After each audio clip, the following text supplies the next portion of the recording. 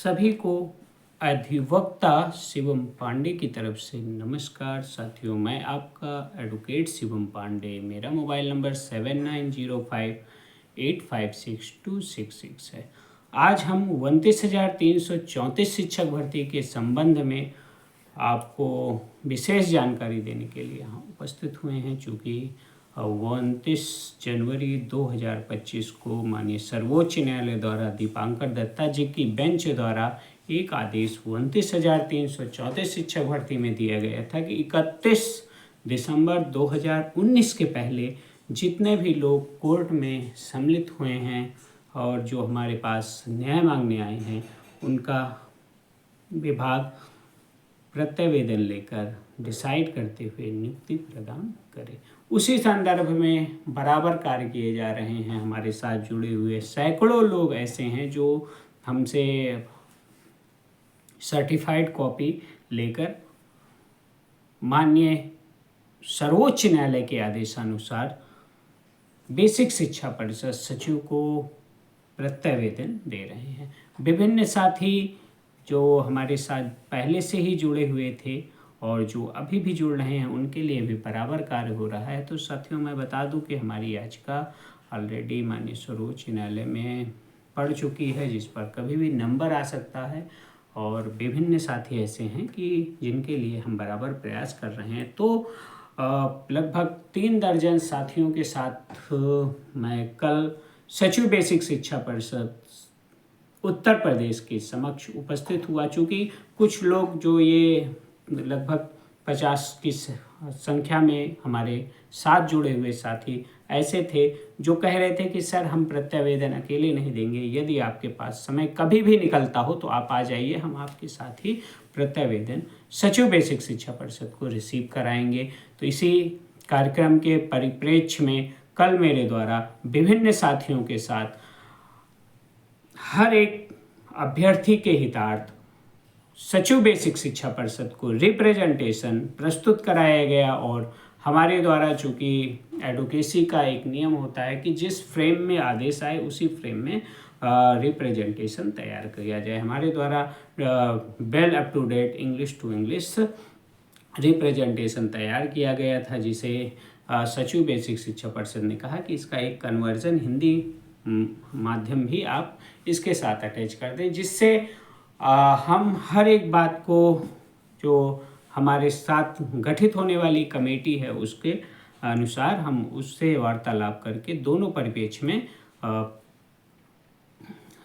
आपके लिए बातें करने के बाद उसमें कई चीज़ों का समन्वयन करके हम आगे बढ़ सके। तो हमने हिंदी रूपांतरण भी उसका सचिव बेसिक शिक्षा परिषद का को पूरा उपलब्ध कराया। और सभी कैंडिडेट, जितने भी अभ्यर्थी रिप्रेजेंटेशन गए थे, सभी को अलग अलग रिप्रेजेंटेशन की रिसीविंग दी। क्योंकि मान लीजिए अभी आज कोर्ट आपकी बात नहीं सुन रही हो, कोर्ट आपसे समन्वय स्थापित नहीं कर रही हो, तो कम से कम यह मान के चलिए कि आप कंटेम्प्ट करने लायक हों, अपनी रिसीविंग अपने पास रखें। और जैसे ही कोई प्रक्रिया सचिव बेसिक शिक्षा परिषद नहीं करते हैं तो तुरंत ही हम माननीय सर्वोच्च न्यायालय जाकर अपनी दहाड़ के साथ पुकार लगाकर वहाँ से एक बड़ा आदेश करवा के कंटेम्प्ट के थ्रू सचिव साहब को बाध्य कर दें कि हमें नौकरी ज़रूर प्रदान करें। इसलिए सबका रिसीविंग रिप्रेजेंटेशन रिसीविंग सभी को उपलब्ध करवाए और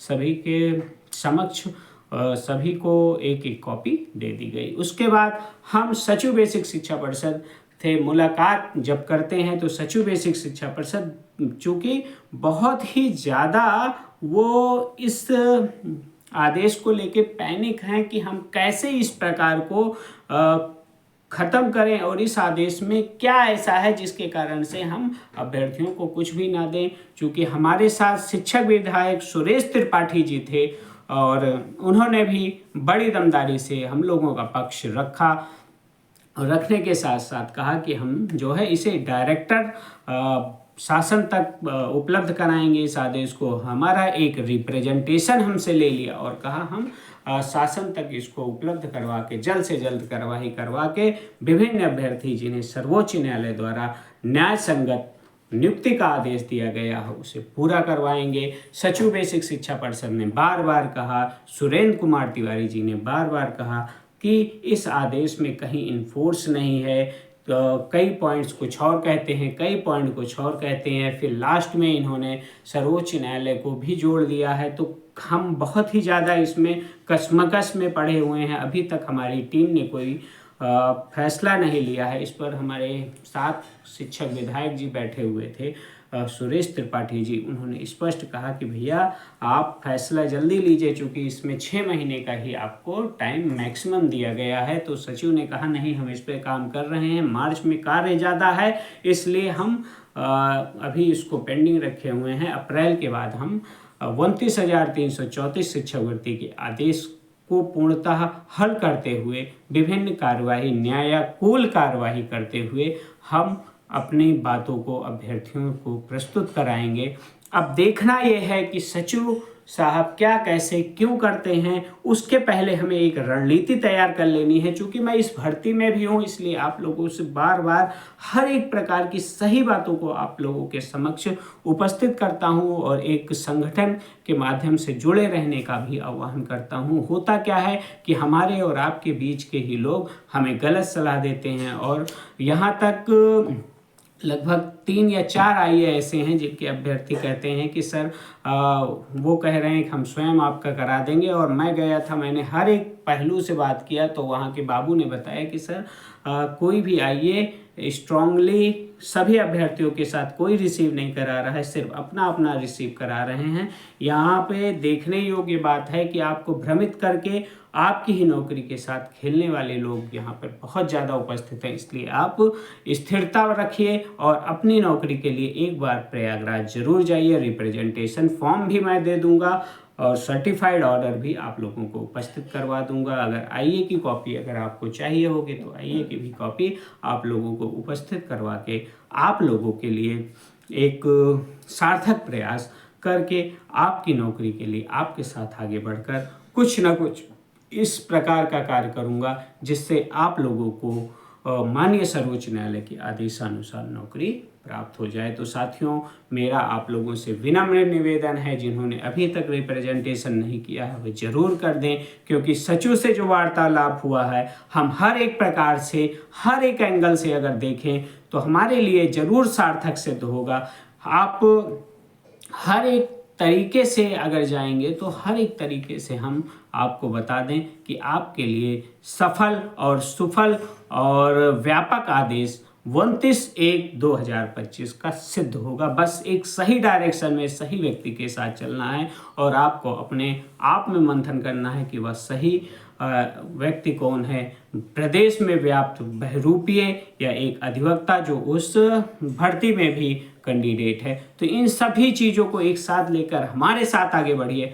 हम आपके लिए, आप हमारे लिए, दोनों एक साथ मिलकर कुछ ना कुछ ऐसा करेंगे कि प्रदेश के प्रत्येक व्यक्ति को जो आदेश में चयनित हो रहा है उसे चयन प्राप्त होगा और चीज़ें उसके लिए सही दिशा में प्रिस्क्राइब होंगी। साथियों, हमने 29/1/2025 के आदेश को भी के पैरेलल भी एक WPC डाला है। विभिन्न अभ्यर्थी जो छूटे हुए थे उनके लिए भी आह्वान किया गया है।